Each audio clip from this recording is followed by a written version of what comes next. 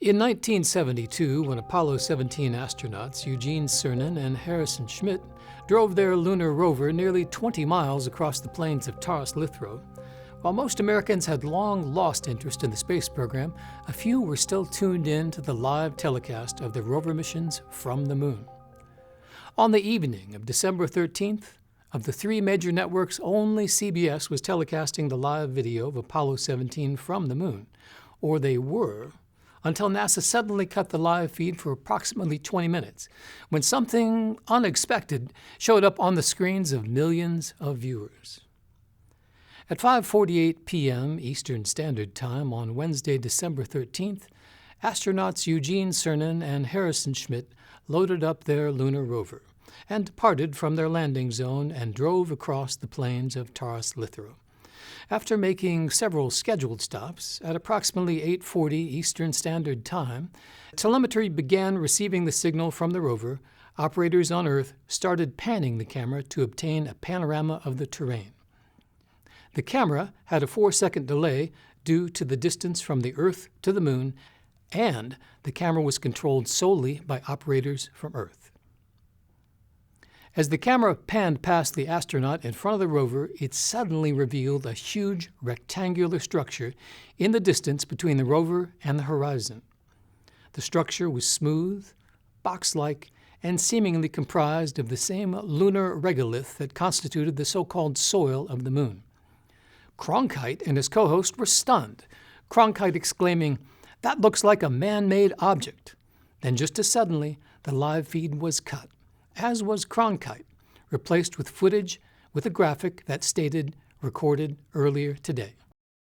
When Cronkite returned 20 minutes later, he was seemingly amused, saying that apparently the camera on the lunar rover had taken a picture of itself, thus the look of a man-made object.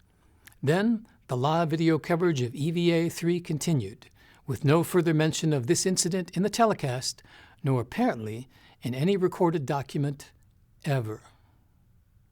There are several important points to note. Number 1. The reflectivity of the moon is approximately 7%, what is referred to as albedo, and indeed this immense object had the same reflectivity as the lunar soil. The lunar rover, on the other hand, was comprised of highly reflective gold Kapton foil, orange fenders, and other lightweight material which was orders of magnitude brighter than the surrounding lunar regolith. Number 2.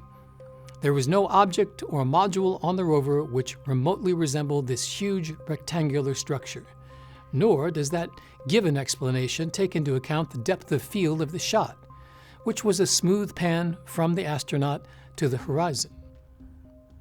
Number 3. There was no part of the rover that was forward of the television camera apart from the high-gain antenna above it, and only the empty seats of the rover to the rear, which resembled lightweight beach chairs. Number 4. If NASA knew what every weld and gleaming inch of Kapton foil looked like on the lunar rover, then why cut the live feed? And why did CBS cut Walter Cronkite for 20 minutes? Number 5. And why is there no mention of this live misidentification in any document? Why does no air check of the telecast with Cronkite exist? We checked. And why is there no mention of this incident anywhere on the internet, which is rife with conspiracy theories? Even if the mysterious box-like object was on the rover itself, which it was not by virtue of the depth of field and relatively low albedo of the object, the incident on live TV should have been construed as perhaps the greatest broadcasting blunder of all time. Think about it, and just imagine the headlines. Walter Cronkite identifies alien structure on the moon, or Walter Cronkite mistakenly identifies lunar rover as alien structure. Either way, it's a major story, especially given the extraordinary context. Now, let us examine a recent Disclosure Project video from Larry Warren, a former soldier with top-secret clearance, who was one of the many witnesses to the infamous Bentwaters incident, also known as the Rendlesham Forest incident, which occurred over several nights at RAF Bentwaters in England in December of 1980.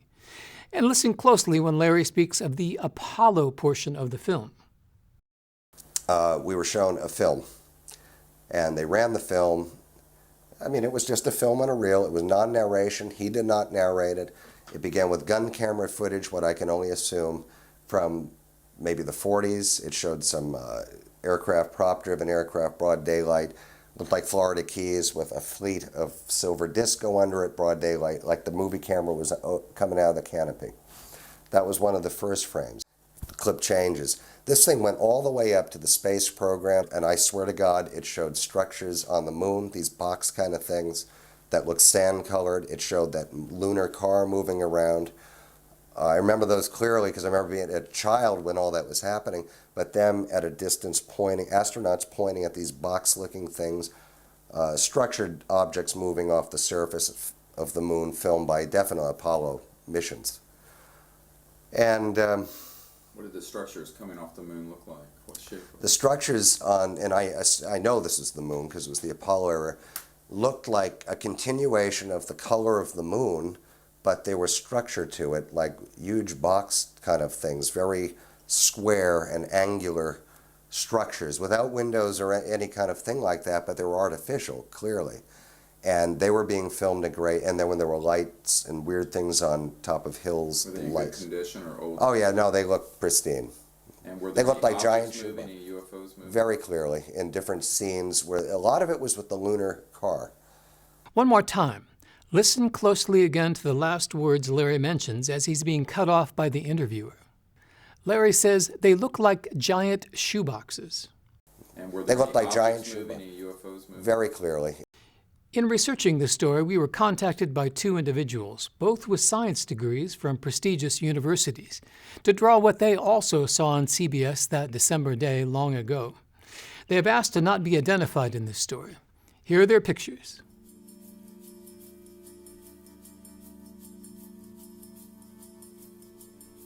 Now, here are their pictures with some artistic license to indicate the blackness of the lunar sky and gray regolith.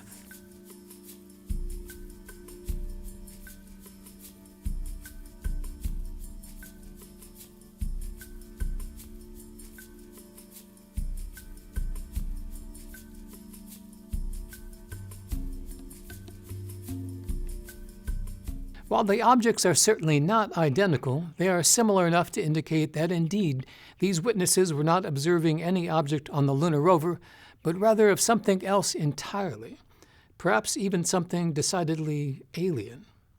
And just where are these video recordings now? At the Washington National Records Center in Suitland, Maryland, there are over 4 million decaying boxes of tax records, Life magazines, and for a time, all of the tapes from the Apollo missions. However, between 1979 and 1985, 140,000 tapes from the Apollo era had been checked out of the Record Center and sent to the Goddard Space Flight Center. But from there, the trail disappears. At Goddard, there is no record of the Apollo mission recordings ever being archived or even arriving. Concerning this dilemma, NASA has claimed that many of these recordings were degaussed, a technical term meaning they were simply erased. Of course, by NASA saying that these tapes no longer exist, that removes them from any legal obligations of the Freedom of Information Act. And what about any home recordings? Though video recorders were invented in 1956 by Ampex Corporation, unfortunately, the first consumer model, the Philips 1500, was not released until after the completion of the Apollo program. So no home recordings exist of this or any telecast from the moon. Let's look again at a brief section of Larry Warren's video and listen closely to the Apollo section of Larry's tape. The space program, it showed, and I swear to God, it showed structures on the moon, these box kind of things that looked sand-colored. It showed that lunar car moving around. I remember those clearly because I remember being a child when all that was happening, but them at a distance pointing, astronauts pointing at these box-looking things, structured objects moving off the surface of the moon, filmed by definite Apollo missions. Larry mentions that the lunar rover was driving around. As the only television camera was mounted on the front of the rover, the only possible way Larry could have seen what he described is if he was watching a film shot by one of the astronauts. Consider this possibility. When the live feed from Apollo 17's EVA-3 was cut for 20 minutes, that gave astronauts time and opportunity to use the handheld 16mm Mauer data acquisition film camera, moving at 6 to 24 frames per second, to document the extraordinary object or objects they were seeing. If indeed Larry Warren is telling the truth, then this was probably the section of the film shown to him and others at Bentwaters, as it also included the rover in the shot, which again would not have been possible with the rover's onboard video camera. NASA has stated that many of the Apollo-era video recordings were erased or simply recorded over as a cost-cutting measure. However, by virtue of Larry Warren's testimony, the film from the 16mm Mauer DAC camera, also known as DAT camera, apparently still exists and is used by the NSA, the Office of Naval Intelligence, or by an as yet unknown branch of the American government, to help soldiers like Larry Warren better understand the scope and immensity of what they may have just witnessed. So let's talk about that film, or rather the film cartridges, also called magazines. The Mauer 16mm data acquisition camera was specifically designed to use film magazines, which could be quickly changed by the gloved hands of astronauts. All magazines were carefully cataloged before leaving Earth, and also upon returning to Earth. However, there's a curious lack of footage taken on the lunar surface by the crew of Apollo 17. Of the 13 film magazines used by Apollo 17, only one was actually footage taken by the crew on the surface of the Moon. Magazine P, moving at 6 frames per second. Ostensibly, there was also magazine JJ, but the only information on this film magazine was that it was unused and is therefore not available from the NSSDC, the National Space Science Data Center. For comparison, Apollo 16 shot 6 magazines of 16mm film on the surface of the Moon with 1 unused magazine. Now, submitted to your consideration is a brief review of the possible events during the 20-minute interruption of the CBS broadcast, Apollo 17 EVA-3 between stations 6 and 9, December 13, 1972. This based on the testimony of our 2 witnesses and on Larry Warren's Disclosure Project video.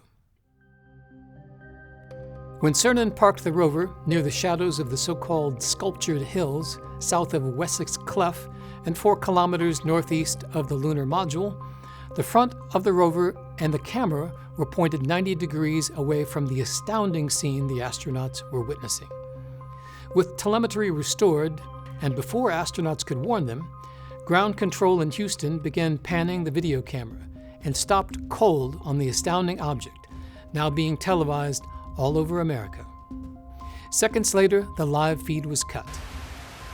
As NASA cut the live feed, that gave Mission Commander Eugene Cernan the opportunity to reposition the lunar rover, possibly facing 180 degrees away from the structure, such that the astronauts could perform their scheduled EVA-3, then realign the high-gain antenna to resume the live video. At the same time, Harrison Schmitt documented the event with the 16mm Mauer data acquisition film camera, capturing images of the rover moving in the shot, Cernan at the rover controls in the left-hand seat, and the anomalous lunar structure seen behind the rover.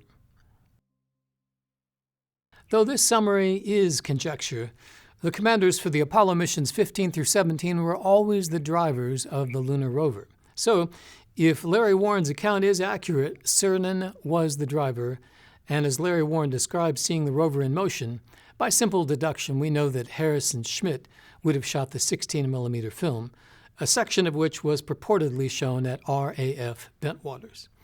And just a word about NASA.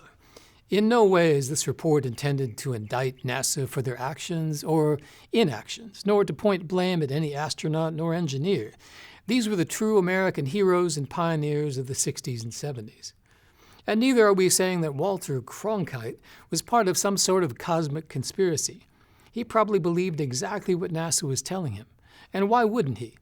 If the revered institution of NASA had the formidable technical prowess to put men on the moon, then it can also recognize a module on the rover down to 1/100 of a centimeter. End of story. And on the subject of Walter Cronkite, when the most trusted man in America waves his hand like a Jedi mind trick and says there's nothing to see here, it was just a module on the rover. It represents a kind of collective societal acquiescence to the wisdom and perceptions of those we anointed as our broadcast journalists. In those early decades of television, these few men digested the confluence of complicated news events so we could passively watch, listen, and simply live our small lives. As Walter Cronkite would always end his nightly newscasts by saying, "And that's the way it is." And we believed him every time. And maybe Walter did too. If these events, as described, are even remotely accurate, then, in defense of NASA, it could have been profoundly ill-advised for them to make such a disturbing disclosure at the potential cost of global destabilization back here on Earth. This according to the 1960 NASA Commission Brookings Institute report. And good luck to the stock market, retirement accounts, the dollar itself, let alone religions all over the world. Chaos could have ensued. So the cover story for Apollo 17's EVA-3 was probably a great kindness to the nation and to the world. But again, that was well over 4 decades ago. We live in a completely different world now. As of this report, it's been over 4 decades since the last astronaut, Eugene Cernan, left the surface of the moon. And Apollo 17's EVA-3 was the final journey of our Apollo astronauts. As to the future of the exploration of the moon, well, the Soviets have plans to return cosmonauts to the moon in 2030. But the United States, shockingly, has no plans to revisit our sister world. This apart from a relative abundance of lunar helium-3 and the fact that we have explored only an infinitesimal portion of its 14.5 million square miles. It's time to remove one of truth's protective layers, even if that truth has us confronting yet greater truths, possibly even disturbing truths, as well as yet more questions about ourselves as citizens of the Earth, the history of the American space program, and for our own place in the galaxy in which we all reside. Of the probable millions who are viewing the third EVA of Apollo 17 on that December evening long ago, only a few thousand remain. And perhaps you are one of those. And perhaps you were also confused by the extraordinary lunar object you witnessed, or simply confused as to why anyone would cut off Walter Cronkite in mid-sentence. Nobody cuts off Walter Cronkite. It made no sense then, but the total absence of any video or audio recordings or written documentation of this colossal broadcast blunder, if that's what it was, makes perfect sense, but only if there's something to hide forever. We dedicate this video to the memory of Neil Armstrong, to the surviving Apollo astronauts and their families, and to the 450,000 Americans who put 12 men on the moon and returned them safely to Earth. It's time to remove one of truth's protective layers.